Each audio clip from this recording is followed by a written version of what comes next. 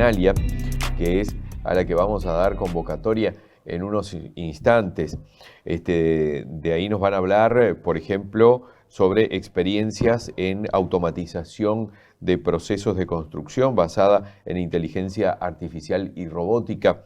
Hay 3 expositores: Jaime Moreno, John Ander Iturriós y Julen Astudillo de Tecnalia, que nos van a proporcionar más información para ir dándoles datos sobre quiénes son. Jaime Moreno es doctor en Ingeniería de Procesos y Materiales, investigador en el área de materiales y productos de construcción, desarrollando tecnologías y soluciones para la mejora de la circularidad, la gestión, trazabilidad y calidad de los residuos de construcción y demolición.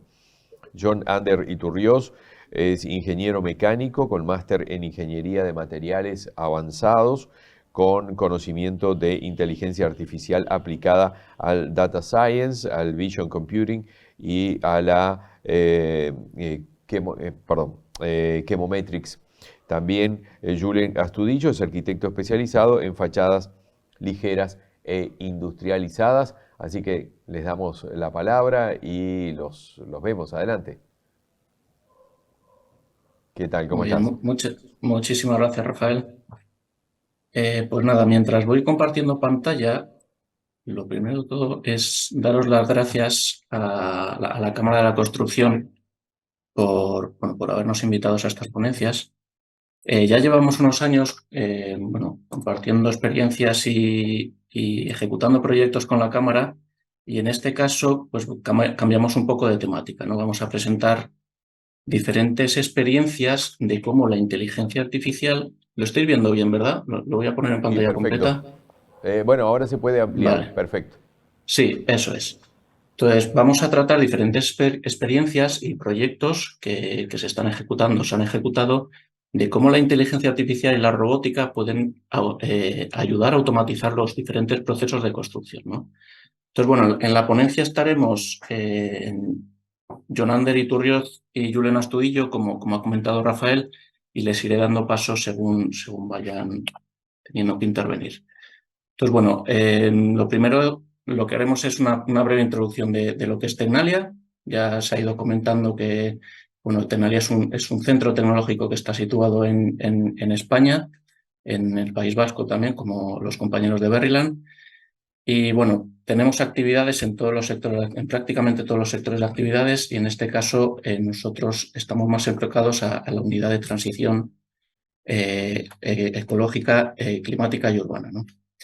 Entonces, luego daremos paso a Jonan, que nos explicará unos conceptos básicos de qué es la inteligencia artificial. Todos estamos escuchando últimamente como novedades la inteligencia artificial en todos los sectores y en todos los ámbitos de nuestras vidas. Entonces, ¿qué es la inteligencia artificial? Unos conceptos básicos, cómo se puede aplicar al sector de la construcción, y luego iremos añadiendo pues, diferentes casos de uso, diferentes experiencias que se han llevado a cabo de aplicaciones de inteligencia artificial para diferentes procesos. El primero pues, es la automatización de la caracterización de recursos minerales, de todo lo que es residuos que se puedan reincorporar a la cadena de valor y que necesitemos obtener datos de ellos y trazarlos.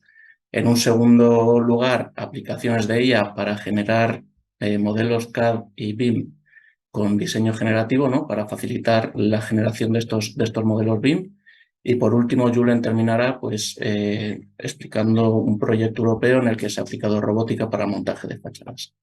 Entonces, os voy a poner un pequeño vídeo de lo que es la unidad en la que trabajamos, y luego doy paso a Jonan para que empiece a explicar los conceptos de inteligencia artificial, que imagino que le tendréis que habilitar.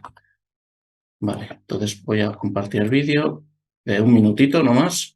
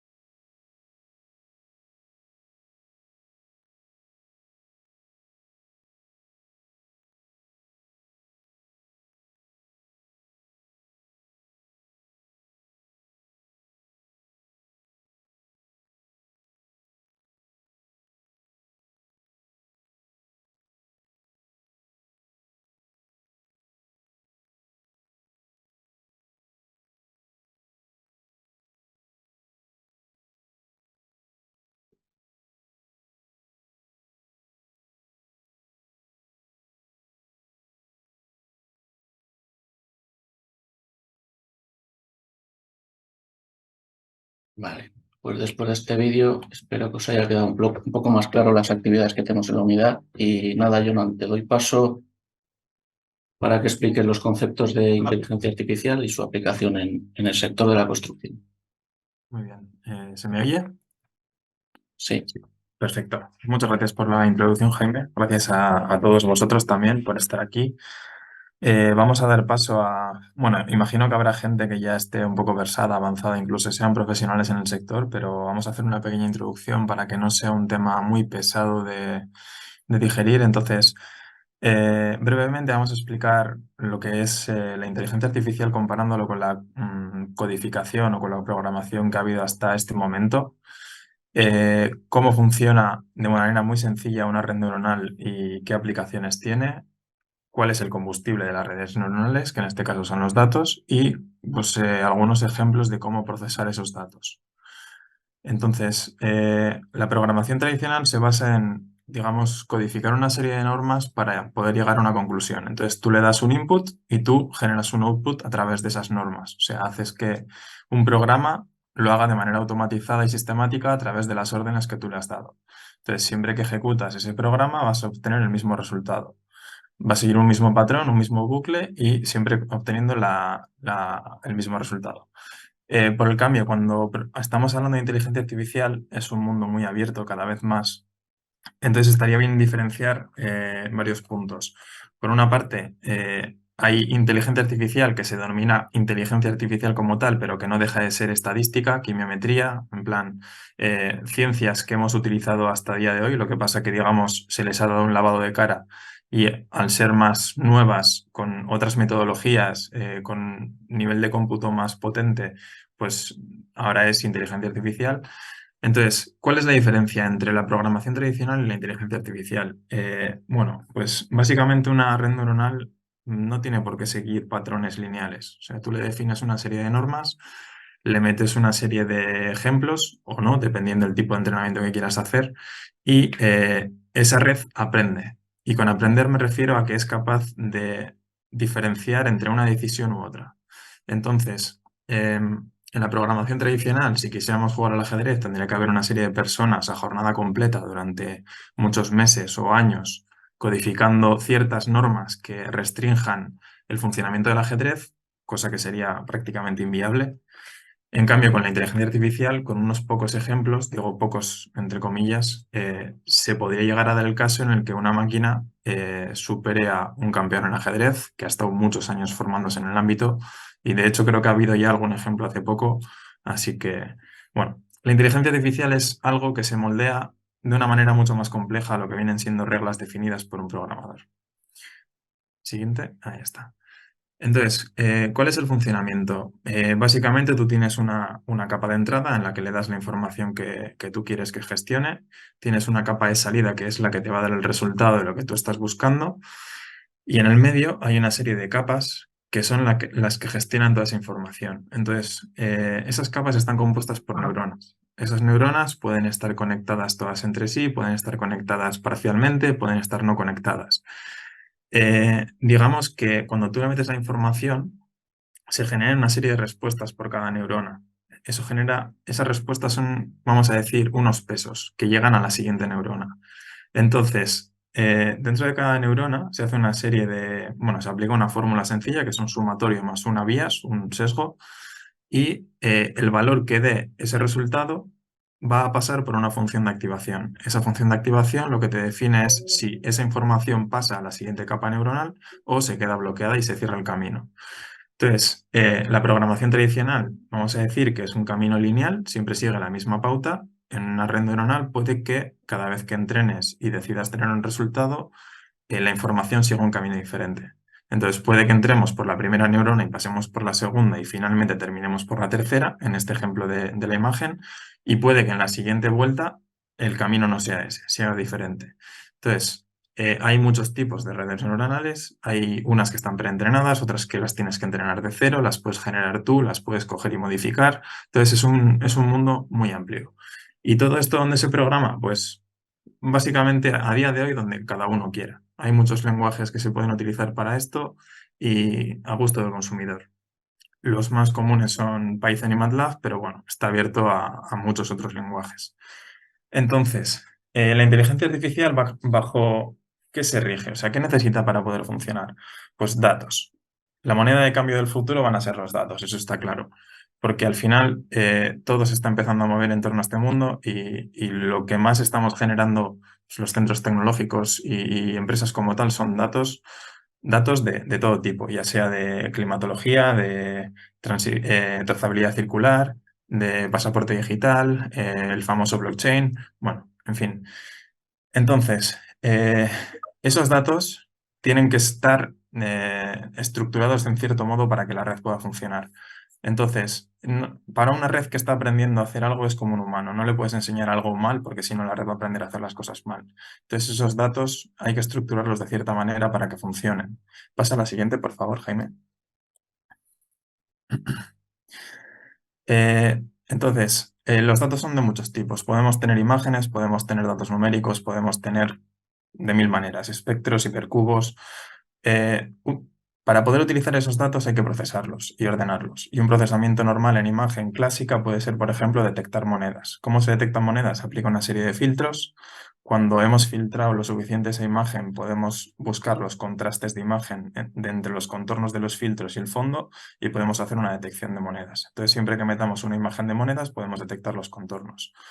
Si nos pasamos a datos numéricos, como pueden ser tablas Excel de miles de millones de filas y columnas, pues ya el paradigma es diferente. Aquí habría que hacer un proceso un poco más lento, más profundo y pues ver si los datos que tenemos son relevantes, si tenemos que eliminar filas y columnas, si tenemos que añadir algún otro tipo de información.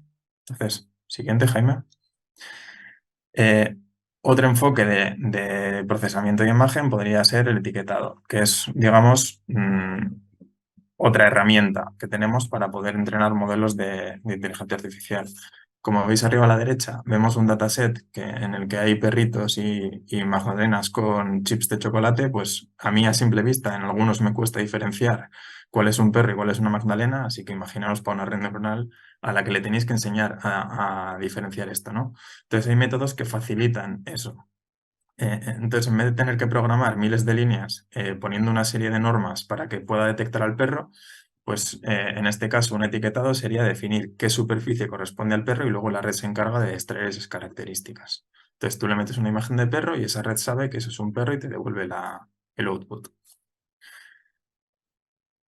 Entonces, aplicaciones que tengan que ver con procesamientos numéricos, procesamientos de imagen, espectrales y demás, os las vamos a explicar ahora. Nosotros tenemos una serie de líneas de investigación que se enfocan sobre todo en el control de calidad de los materiales y en la trazabilidad de los mismos. Entonces colaboramos con muchas empresas, con muchos gestores de residuos que se encargan de darnos estos materiales para que nosotros podamos asegurar ese control de calidad, esa trazabilidad, digamos, esa recopilación de características que necesitamos para poder gestionarlos correctamente y reinsertarlos en la cadena de valor. Entonces, para ello lo que utilizamos es un aparato que se llama TrackLine, que es este que tenemos aquí en la imagen. ¿Este aparato qué es? Es una cinta transportadora que es capaz de meter todos los residuos de manera continua. Podemos hacerlo por lotes, podemos hacerlo de manera continua, podemos hacerlo de manera estática metiendo una única muestra. El sistema está compuesto, dale a la siguiente y pon el vídeo y así voy explicándome mientras. El sistema está compuesto por 4 sensores que vamos a ver ahora, es una simulación.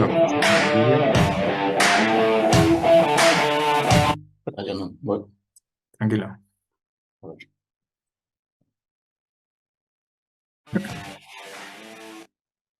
Vale, son 4 sensores que están en línea. En línea quiere decir que están desfasados uno sobre el otro en transversal a la cinta transportadora. Entonces, uno conoce la posición de los otros 3 y viceversa. ¿Qué quiere decir? Que en un mismo punto lo que podemos hacer es medir con los 4 sensores en total. Entonces, el aparato es este. Se llama TrackLine y dentro pues el cabezal del sensor está compuesto por un LIBS, que más adelante vamos a ver qué información nos da, ultravioleta visible y NIR, y por último Raman. Entonces, utilizando la información que nos pueden dar estos 4 sensores en línea, mezclamos toda esa información de manera multimodal y lo que hacemos es analizar esos espectros y las imágenes que obtenemos de los materiales, toda la información que podemos extraer de una corriente residual, porque el trackline es, digamos, una máquina que es modular, le podemos añadir cámaras de imagen RGB, matricial, lineal, le podemos añadir otros sensores que nos puedan ayudar, por ejemplo, sensores de humedad, que, bueno, con los que ya tiene integrados debería valer, pero puede haber aplicaciones en las que haga falta ampliar ese rango de medición. Entonces, digamos, con el cúmulo de estos 4 sensores, junto con otros módulos que le podamos implementar, pues podemos caracterizar completamente cualquier tipo de material. Dale para adelante porque ahora esto es... Vale, entonces, aplicaciones directas de este tipo de tecnología de inteligencia artificial con este aparato, por ejemplo, Proyecto BIRD se basa en caracterizar una serie de tierras que pueden provenir de pues, obras públicas, de parques, de diferentes sitios. Para poder gestionar esas tierras tienen que cumplir una serie de requisitos. Entonces, para poder saber si esa tierra cumple o no, hay que medirla. ¿Cómo la medimos? Pues con el trackline. Lo que medimos es la presencia de hidrocarburos, cuáles son esos hidrocarburos, qué longitud de cadena tienen. Además, calculamos el porcentaje de humedad que trae la muestra, porque debe ser muy importante a la hora de la gestión. Entonces, digamos que es buscar qué es lo que necesita el cliente y adaptar el trackline a las necesidades que tiene. En el siguiente proyecto, que se llama ATRIC, en vez de tierras, lo que estamos analizando son cenizas de combustión. Entonces, en este caso, utilizamos los 4 sensores a la vez. Los 4 sensores, bueno, pueden ser no necesarios en alguna corriente, entonces podríamos utilizar el Raman y el ultravioleta o el NIT y el LIBS. Entonces, en este caso necesitamos los 4. La intención es calcular la humedad, contaminantes, materia orgánica, mineralogía, o sea, una caracterización completa y bueno, pues para eso utilizamos la IA junto con las mediciones espectrales de este aparato. Este es un proyecto similar, en este caso son escorias blancas y cenizas de biomasa, pues es el mismo procedimiento. Se hace un barrido de mediciones espectrales y luego se procesan todas esas señales, esos espectros, y se extrapola un resultado.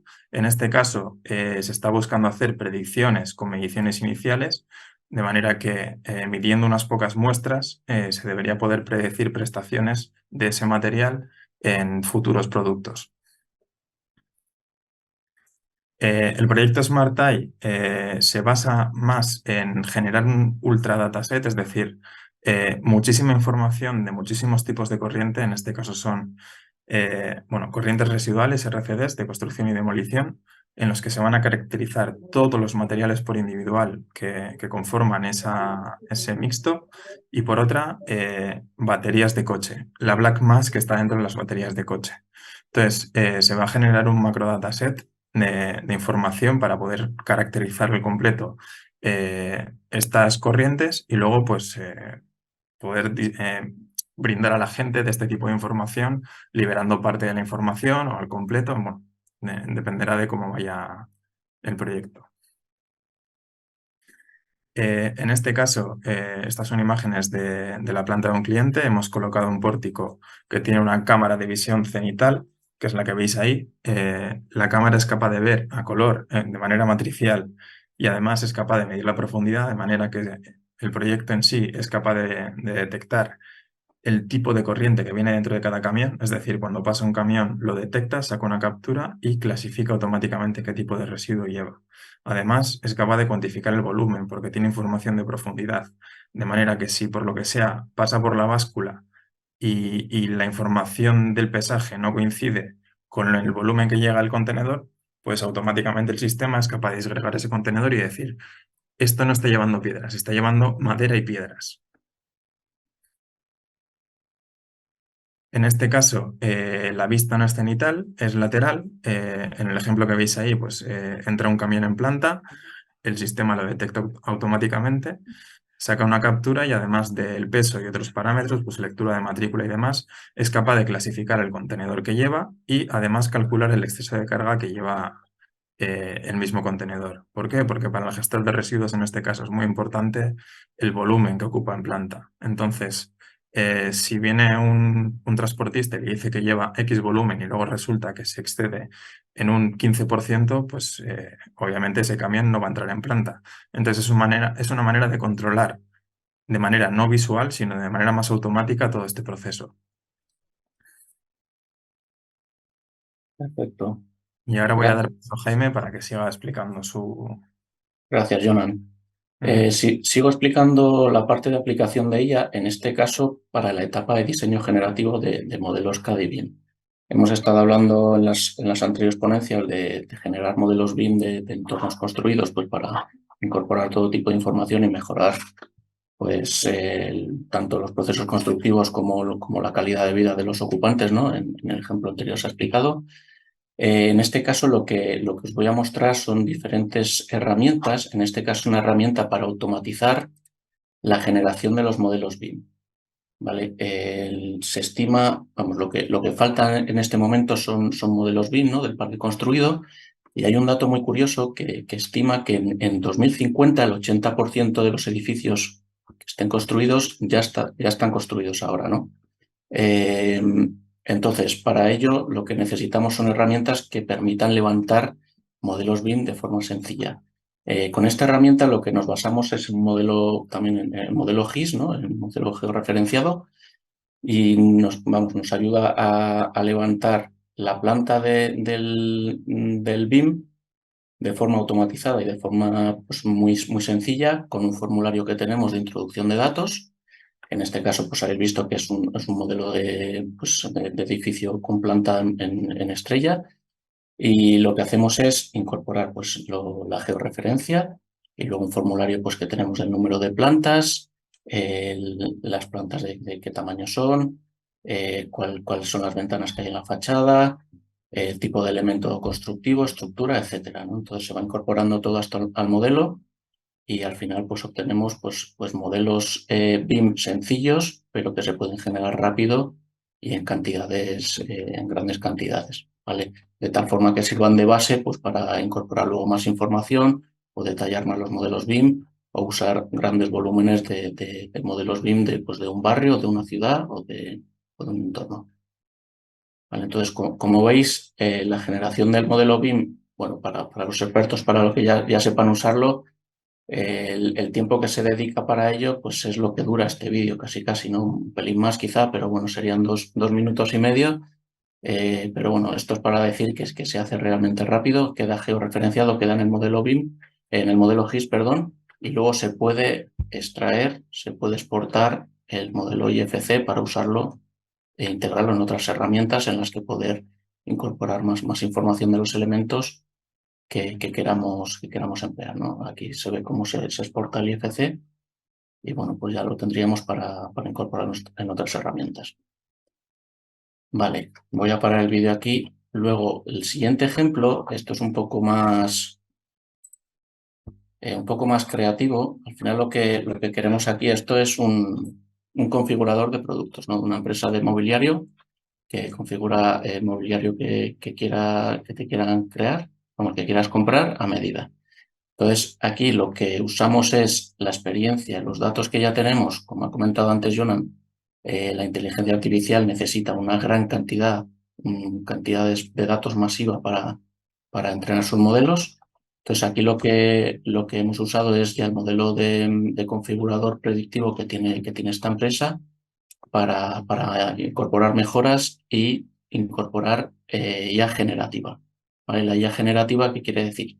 Que en lugar de tú ir seleccionando qué tipo de mobiliario quieres e ir paso a paso pues generando el mobiliario, lo que le dices es muy simplemente con un formulario pues la edad que tienes, de dónde eres, de qué país eres, de qué región, eh, una serie de datos más, y lo que te hace el modelo, bueno, también las dimensiones del mobiliario y el tipo de mobiliario que quieres, ¿no? Y lo que te hace la IA generativa es generar, según la información que has incorporado, pues un mueble que, vamos, que encaja con tus gustos, ¿no? ¿Por qué presentamos esto? Porque esto es extrapolable a toda tipología de generación de productos, de diseños de edificio, y al final lo que hace es mejorar pues, la generación, la automatización de la generación de modelos de modelos BIM y de todo el contenido de elementos que hay en su interior. Luego, el siguiente ejemplo, hemos estado hablando de construir edificios, de construir modelos BIM para edificar.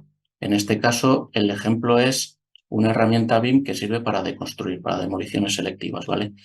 Y aquí el reto de todo esto es incorporar BIM lo más automatizado posible. En este caso, la generación del BIM se basa en un plano 2D y se hace la extrusión de la tercera dimensión y luego se incorporan los diferentes elementos.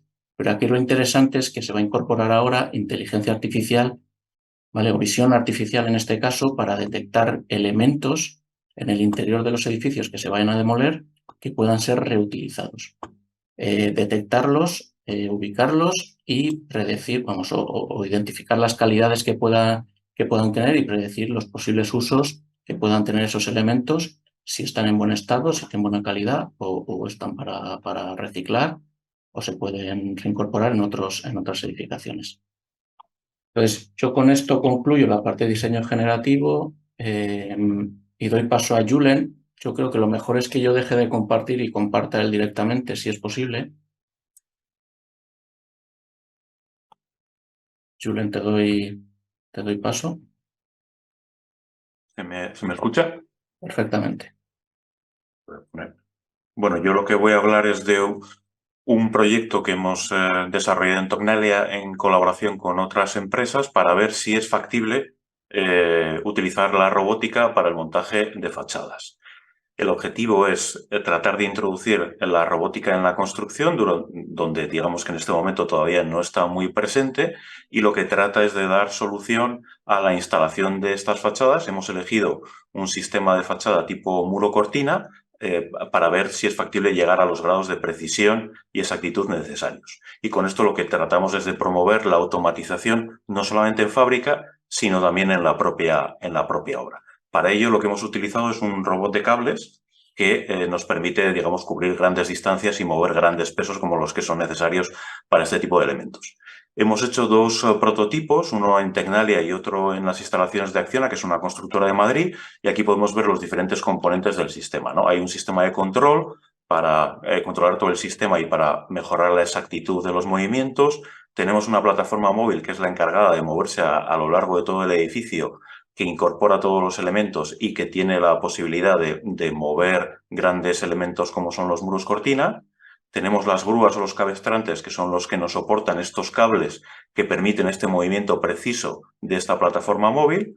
Tenemos la estructura de soporte en la que hemos simulado dos tipologías, una de acero y otra de hormigón, para ver qué inexactitudes teníamos con cada una de ellos.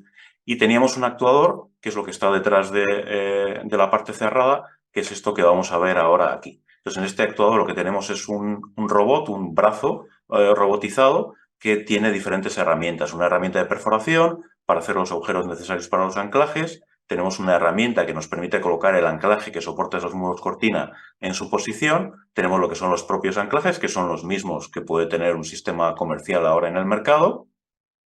Tenemos una herramienta que es la que coloca los tornillos en los agujeros previamente realizados.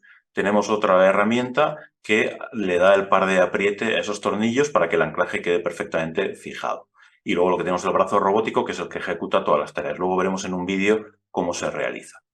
El sistema está controlado por 8 cables que nos permiten una precisión de movimiento de milímetros en los 6 ejes que tendríamos en el sistema. La plataforma móvil es la que colecta o recoge todos los elementos que utilizamos para la colocación del muro cortina. Tenemos un sistema de control y vacío porque los muros cortina se mueven con un sistema de ventosas. El módulo de fachada es un módulo que podemos encontrar comercialmente. Estamos hablando de módulos de 3,5 metros de alto por 1,20 de ancho, con pesos en torno a 300 o 500 kilogramos. Y luego tenemos un sistema de succión que es el que nos permite mover este sistema a lo largo de la fachada utilizando estas ventosas. Aquí podemos ver el vídeo en el que, bueno, voy a seguir explicando un poco los diferentes componentes. Entonces, vemos la instalación que realizamos en Tecnalia con el movimiento que tiene el sistema. Vemos el robot de cables que está diseñado para trabajar en vertical. hay un sistema que conecta el control al propio robot y tenemos estas grúas que son las que nos permiten mover los cables con un alto grado de precisión, de milímetros como comentaba. Hay unos sensores de fuerza porque al final las tensiones de los cables es las que nos permiten realizar este movimiento y luego lo que llaman aquí modular end effector es este elemento que realiza, aquí vemos uno de los primeros ensayos que hicimos de cómo nos anclamos al forjado, cómo realizamos las perforaciones, cómo vamos colocando los anclajes, cogiendo los tornillos, todo esto ha tenido que ser programado para poder funcionar correctamente y la verdad es que tuvimos que hacer bastantes pruebas para conseguir un sistema que funcionara correctamente. El sistema de vacío, que es el que nos permite mover el muro cortina, como he comentado antes, al final estos módulos pueden llegar a pesar entre 300 y 500 kilogramos, sumado a los 300, 400 kilogramos que pesa la plataforma, estamos hablando de que estamos moviendo un sistema de casi 1 tonelada de peso con un control bastante alto. Esto está dentro de una caseta que puede ser movible y además el sistema también permite un modo manual en el caso de que sea necesario hacer algo diferente. Y tenemos una Total Station que nos permite llegar a los niveles de precisión y realizar la calibración correctamente para poder ejecutar los trabajos. Entonces el proyecto terminó con una demostración en las instalaciones de Acciona, que es una empresa constructora española, y lo que queríamos demostrar es que se podían colocar 4 módulos porque ahí probábamos todas las juntas entre ellos y que funcionara correctamente. Aquí vemos el sistema realizando la acción completa de instalación de los anclajes. Realizar las perforaciones en el hormigón, en los sitios previamente definidos por el modelo BIM que tiene toda la información del sistema, limpiamos el polvo que está en los agujeros, colocamos el anclaje colocamos los tornillos y luego con esta herramienta que viene a continuación realizamos el atornillado para obtener el par necesario. Movemos la última parte del sistema y realizamos una instalación secuencial de todos los anclajes por planta. Una vez realizado esta instalación, lo que hacemos es recoger los diferentes módulos de muro cortina e instalarlos en la posición previamente definida. Como vemos, al final necesitamos mucha precisión para poder colocar el anclaje en su punto final. Y el proyecto terminó realizando la demostración de la instalación de estos 4 módulos porque nos permitía demostrar que se puede funcionar exactamente igual que un sistema en el mercado. ¿Qué conclusiones hemos sacado? Pues somos capaces de reducir el tiempo de instalación en un 20%, aumentamos la calidad final de la instalación, ya que la instalación es siempre igual, la seguridad de los trabajadores también es aumentada, ya que evitas que estén en zonas cercanas a grandes alturas o que puedan impactarles los grandes pesos que se mueven con este tipo de trabajo, y el coste es similar al de una grúa góndola que podía estar en nuestros edificios para labores de limpieza y que además pueden ser sustituidos por el sistema que hemos planteado. Y próximos pasos, mejorar la percepción del entorno en el caso de que haya diferencias con lo que estaba planteado inicialmente y utilizar o incorporar herramientas diferentes como limpieza, etcétera, etcétera. Y esto, bueno, como hemos comentado, es un proyecto europeo en el que hemos estado 9 empresas, cada una desarrollando una parte del prototipo, con vistas a conseguir cara a futuro. Esta es una visión que tenemos en Tecnalia del uso de los robots en construcción en mayor medida en lo que tenemos ahora para ser capaces, como vemos en esta imagen, casi de fabricar e imprimir una fachada en el propio edificio. Y con esto ya acabaríamos.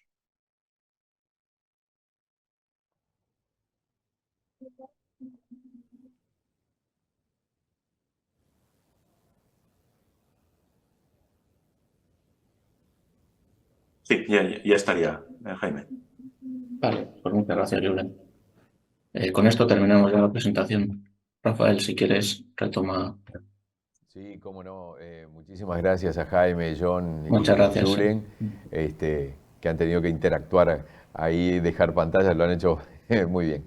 Así que muchísimas gracias. Nos quedamos con toda esta información que nos han proporcionado y vamos avanzando en lo que es el programa.